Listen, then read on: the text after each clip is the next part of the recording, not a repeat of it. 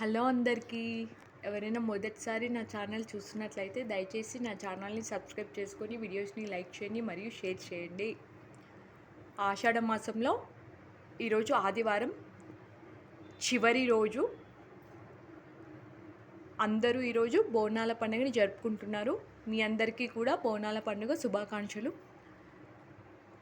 So మనలోనే చాలా మెంబర్స్కి బోనం అంటే ఏందో తెలియదు ఈ రోజులలో. సో బోనం అంటే ఏమిటి? బోనం అంటే తెలంగాణలో అత్యంత వైభవంగా జరుపుకునే సాంస్కృతిక పండుగ అండి. సో ఈ పండుగ పంచాంగం ప్రకారం ప్రతి ఏడాది అంటే ప్రతి సంవత్సరం ఆషాఢ మాసంలో మహాంకాళి, లేకపోతే జగదాంబిక, పెద్దమ్మ, ఎల్లమ్మ లేదా పోచమ్మ అమ్మవార్లకి చాలా అంటే చాలా భక్తి శ్రద్ధలతో నిర్వహించే పండుగని బోనాల పండుగ అంటాం మనము. మరి బోనం అంటే ఏమిటి? బోనం అంటే భోజనం లేదా నైవేద్యం అని అర్థం. కొత్త మట్టి కుండను తీసుకుంటారు. కొత్త మట్టి కుండను తీసుకొని దాంట్లో బియ్యము, పాలు, బెల్లం కలిపి పాయసంలా వండుతారు. బెల్లం పాయసం అంటాం కదండి, పరవన్నం. సో పరవన్నంని మట్టి కుండలో ప్రిపేర్ చేస్తారు. ఆ మట్టి కుండకు పసుపు, కుంకుమ, వేపాకులు కట్టి పైన దీపం పెట్టి, సో ఆ దీపంలో పెద్ద వత్తి వేసి దాంట్లో నెయ్యి పోసి నెయ్యి దీపాన్ని వెలిగిస్తారు. ఆ నెయ్యి దీపాన్ని వెలిగించినటువంటి మట్టి కుండ ఏదైతే బోనం తయారు చేస్తామో ఆ బోనాన్ని మహిళలు తలపై ఎత్తుకొని ఊరేగింపులాగా ఆలయానికి వెళ్తారు. సో దగ్గరలో ఏదైనా పోచమ్మ, ఎల్లమ్మ, పెద్దమ్మ అలాంటి గుళ్ళు ఉన్నప్పుడు ఆ గుళ్ళకి మహిళలు ఊరేగింపుతో వెళ్తారు బోనాన్ని ఎత్తుకొని. సో మనము పాయసం చేయొచ్చు, లేదంటే కొందరు అన్నం, శనగకూర అంటే అమ్మవారికి చాలా ఇష్టం. శనగకూరని కూడా నైవేద్యంగా సమర్పిస్తారు. సో శనగలు, బొబ్బర్లు, పెసర్లు, అంబలి. కొందరు పరవన్నం చేసి పెద్ద బోనంలో పరవన్నాన్ని చేస్తారు. చిన్న బోనంలోనేమో అంబలి, రాగి జావతో అంబలిని చేసి కూడా అమ్మవారికి సమర్పిస్తారు. అమ్మవారికి ఎంతో అంటే ఎంతో ఇష్టమైంది అంబలి. అలాగే ఈ పండుగ విశేషాలు, సాంప్రదాయాల గురించి నేను ఈ వీడియోలో చెప్పాలనుకుంటున్నాను. సో తొలి బోనం ఆషాఢ మాసంలో ప్రారంభమైన తొలి బోనం ఎక్కడ మొదలవుతుంది అంటే గోల్కొండ కోటలోని జగదాంబిక ఆలయంలో అమ్మవారికి తొలి బోనాన్ని సమర్పించడంతో ఈ ఉత్సవాలు, బోనాల పండుగ ఉత్సవాలు అనేవి ప్రారంభమవుతాయండి. సో అలాగే పోతరాజుల విన్యాసాలు కూడా ఎలా జరుగుతాయి? సో పోతరాజు అంటే ఎవరు?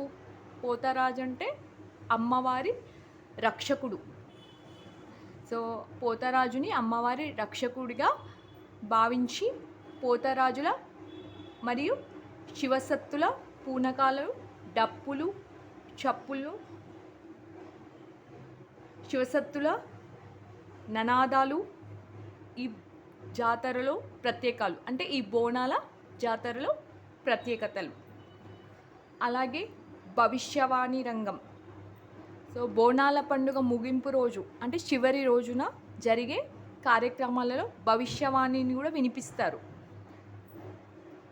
అలాగే అప్పటి సంవత్సరం వర్షాలు, పంటలు మరియు గ్రామం లేదా నగర పరిస్థితి గురించి ఎలా ఉంటుందో దాని గురించి కూడా చెబుతారని ఎన్నో సంవత్సరాల నుంచి ప్రజల నమ్మకం అండి. ప్రతి సంవత్సరం ఆషాఢ మాసంలో చివరి బోనం తీసే రోజున ప్రజలకి సో ఈ సంవత్సరం పంటలు ఎలా ఉంటాయి, వర్షాలు ఎక్కువగా పడతాయా లేవా,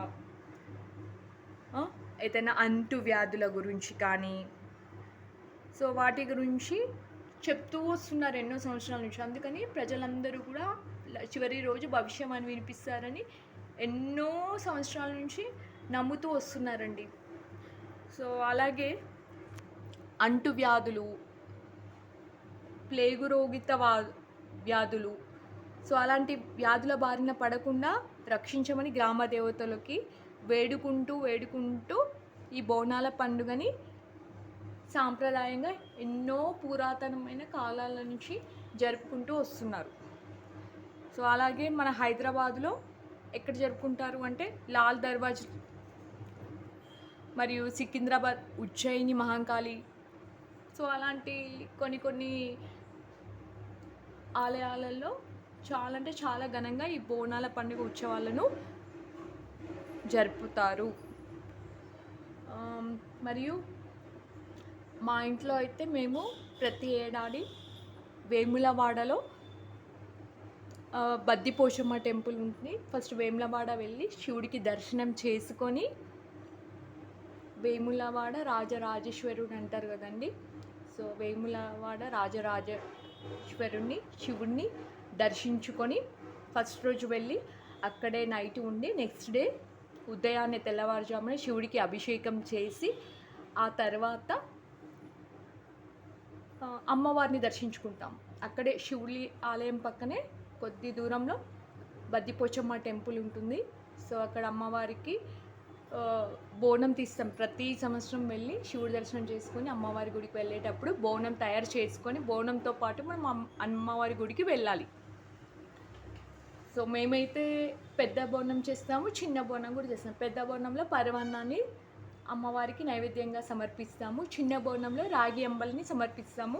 సో అలాగే వేపాకులతో పూలదండతో బోనాన్ని బోనానికి చుట్టేస్తాము. అలాగే పసుపుతో బోనం మొత్తం పసుపుతో రాసి దానికి బొట్లు పెట్టి, అలాగే కొన్ని వేపాకులను చేతిలో పట్టుకొని, సో మా ఇంట్లో అయితే మా మమ్మీ బోనం ఎత్తుకుంటుంది ప్రతి ఇయర్ కూడా. సో అలాగే అమ్మవారికి ఇష్టమైన బొబ్బర్లు, అమ్మవారికి ఇష్టమైన శనగలు కానీ, బొబ్బర్లు కానీ, లేకపోతే పెసర్లు కానీ ఏదైనా ఒకటి ప్రసాదంగా చేసి తీసుకెళ్తాము. అలాగే అక్కడ కళ్ళు శాఖ కూడా పోస్తారండి. మేము ఎవ్రీ ఇయర్ బోనం తీసిన తర్వాత అమ్మవారికి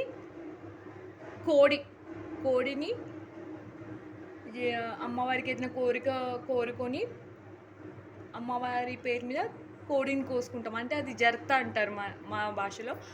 జర్త ఇచ్చిన తర్వాత ఏదైనా కోరుకొని అమ్మవారికి ఆ కోడిని కోసే ముందు జర్త ఇస్తేనే కోస్తాం. మా దాంట్లో అయితే జర్త ఇవ్వడం అంటే మనం ఏదైనా కోరుకున్నప్పుడు అమ్మవారు దాన్ని మనం చేసిన పూజని కూడా స్వీకరిస్తే ఆ కోరికని అమ్మవారు దగ్గరలో కొద్ది రోజుల్లో తీర్చేటట్టు ఉంటే కనుక తొందరగా జర్తిస్తుంది కోడి.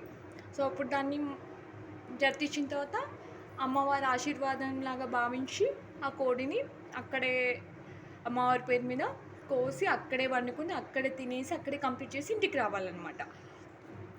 సో మేము ఎప్పుడు అలాగే చేస్తాము. మళ్ళీ ఇంకొకటి ఏంటి అంటే శివుడికి ఫస్ట్ మేము వేములవాడ వెళ్ళిన తర్వాత శివుడికి దర్శించుకుంటాం కదండి. శివుడికి దర్శించుకున్న రోజు శివుడి అభిషేకం చేస్తాం కాబట్టి అభిషేకం చేసిన రోజు మాత్రం సో కోడిని కొయ్యము.